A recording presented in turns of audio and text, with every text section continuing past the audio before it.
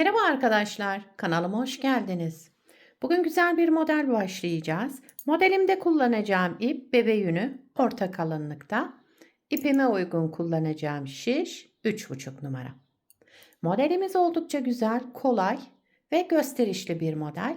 Umarım siz de beğenir, benimle yaparsınız. Yapım aşamalarına geçmeden önce kanalıma abone değilseniz abone olup videolarımı da beğeniyorsanız beğeni yapmayı, yorum yapmayı, beni desteklemeyi unutmayın. Şimdiden hepinize teşekkürler. İlmeklerimizi çıkartarak başlıyoruz. Bu model için ilmek sayısı 3 ve 3'ün katları artı 1 olması gerekiyor. Yani her model 3 ilmekten oluşuyor. İlmeklerimizi tamamladıktan sonra en sonuna da bir ilmek ekliyoruz. Şöyle. Ben ilmeklerimi tamamladıktan sonra birkaç sıra haroşa lastik örüp geliyorum. Evet, ilmeklerimi çıkardım. Birkaç sıra haroşa lastik hazırladım. Şişimde 19 ilmeğim var. 19 ilmekle modelimi kurmaya başlıyorum.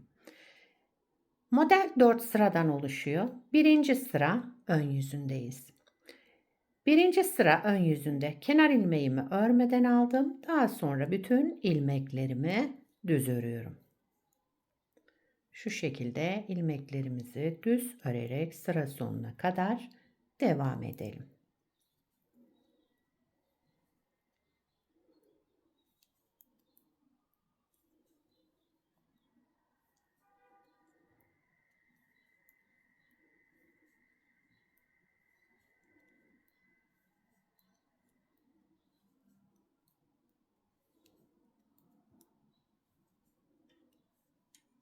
Evet.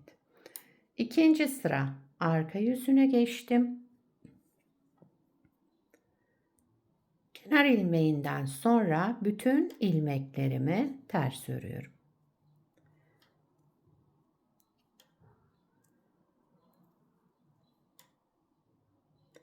Birinci sıra ön yüzünde düz, ikinci sıra arka yüzünde ters örerek iki sırayı tamamlayalım. Diğer iki sırada farklı işlemimiz var. Toplamda 4 sırayı tamamlayarak modeli bir kez kuracağız. Şöyle sıramı ters örerek tamamladım.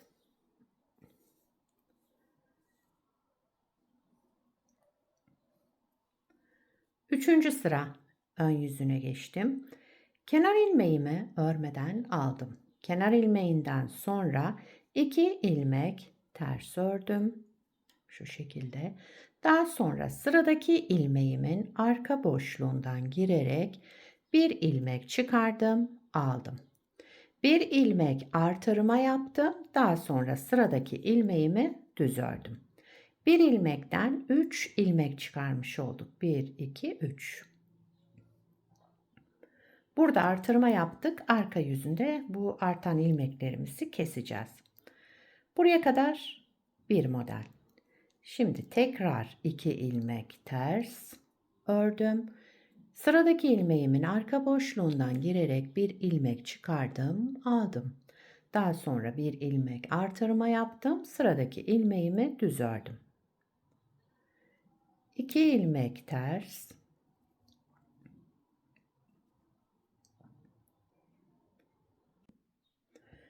İki ilmek tersten sonra sıradaki ilmeğimin arka boşluğundan bir ilmek çıkardım, aldım. Bir ilmek artırma yaptım. Daha sonra sıradaki ilmeğimi düz ördüm. 2 ilmek ters. Sıradaki ilmeğin arka boşluğundan bir ilmek çıkartarak alalım. Daha sonra bir ilmek artırma ve sıradaki ilmeğimizi de düz örelim. Bu şekilde sıra sonuna kadar devam ediyoruz. Üçüncü sıra ön yüzündeyiz.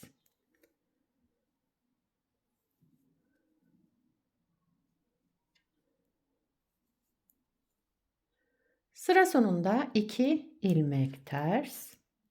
Daha sonra kenar ilmeğini örelim. Evet, üçüncü sıramızı tamamladık. Dördüncü sıra arka yüzündeyiz. Son sıramız. Kenar ilmeğimi örmeden aldım.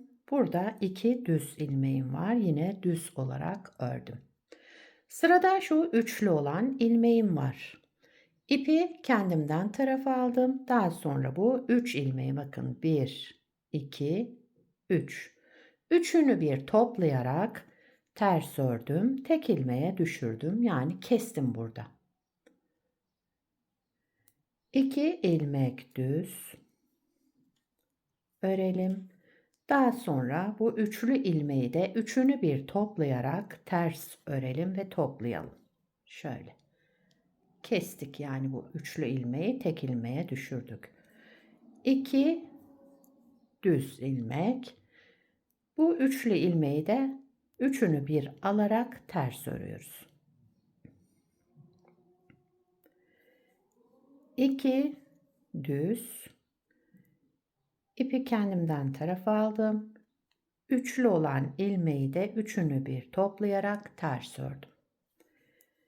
2 düz ilmek. Üçlü ilmeği de topladım, ters ördüm. Daha sonra 2 ilmek düz ve kenar ilmeğini de düz örerek dördüncü sırayı tamamladım. Modeli bir kez kurmuş olduk. Bakın model böyle devam ediyor arkadaşlar. Şöyle kabartmalı güzel bir model. İsterseniz bir kez daha kuralım hemen modelimizi. Burada birinci sırada ne yaptıysak aynısını yaparak başlıyoruz. Birinci sıra ön yüzünde modelimizi düz örüyoruz. Modeli tekrar kuruyorum. Birinci sıra ön yüzünde ilmeklerimin tamamını düz örerek sıra sonuna kadar devam ediyoruz. Şöyle. Model oldukça kolay. Örgüye yeni başlayanlar bile bunu kolaylıkla yapabilirler. Evet, ilmeklerimi düz örerek sıra sonuna geldim. İkinci sıra arka yüzündeyim. Kenar ilmeğinden sonra bütün ilmeklerimi ters örüyorum.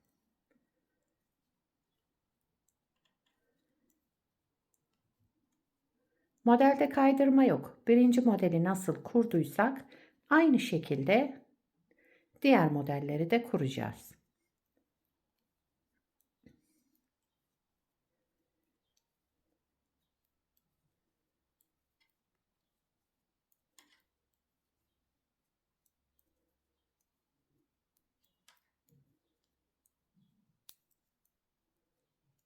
Evet, kenar ilmeğimi de düz örerek ikinci sıramı tamamladım. Üçüncü sıra ön yüzündeyim. Kenar ilmeğinden sonra yine 2 ilmek ters. 2 ilmek tersten sonra sıradaki ilmeğimin arka boşluğundan girerek bir ilmek çıkardım, aldım. Şöyle. Bir ilmek artırma yaptım, sıradaki ilmeğimi düz ördüm. Bir ilmekten 3 ilmek çıkarmış olduk. Burada artırma yaptık. Arka yüzünde keseceğiz. Yine arada 2 ters. Daha sonra bakın aynı hizaya gelecek ilmeğimizde arka boşluğundan bir ilmek çıkartarak alalım. Bir ilmek artırma yapalım. Sıradaki ilmeğimizi de düz örelim. 2 ilmek ters. Yine bir ilmekten 3 ilmek çıkaracağız. 2 ilmek ters. Sıradaki ilmeğimin arka boşluğundan girerek bir ilmek çıkardım, aldım. Daha sonra bir ilmek artırma yaptım ve sıradaki ilmeğimi düz ördüm. 2 ilmek ters.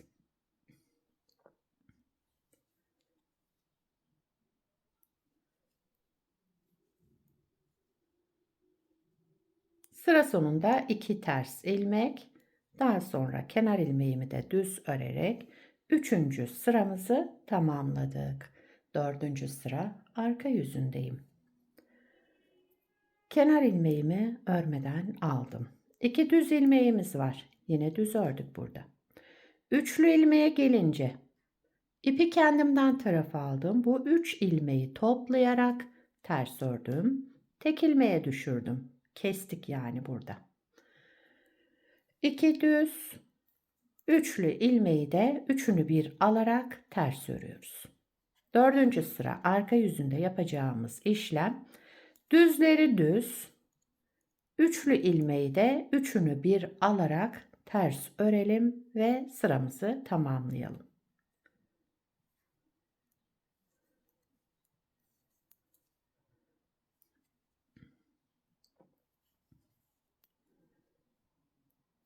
Evet. Dördüncü sırayı da bu şekilde tamamlarsak modeli 2 kez kurduk. Gördüğünüz gibi model oldukça kolay ve güzel, gösterişli bir model. Kabartmalı şöyle. Kenar ilmeğimi de düz örüyorum.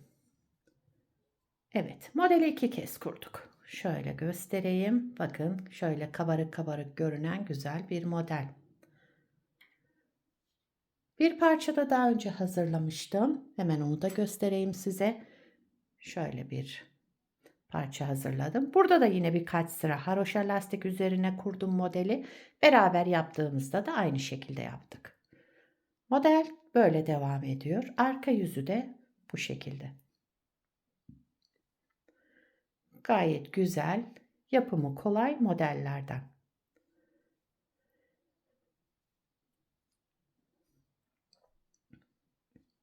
Bu modelden yelek, hırka, süveter, atkı, bere hepsinde kullanabilirsiniz. Bebek battaniyesi, patik, çorap, yani yetişkin örgülerinde, çocuk örgülerinde, bebek örgülerinde hepsinde kullanabileceğiniz güzel, yapımı kolay modellerden. Sizler de nelerde kullanacaksınız bu modeli? Onları yorumlarda belirtirseniz sevinirim.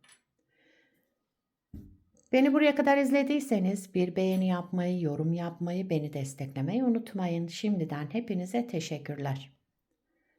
Yapacak olanlara kolay gelsin. Bir sonraki videoda görüşmek üzere. Hoşça kalın.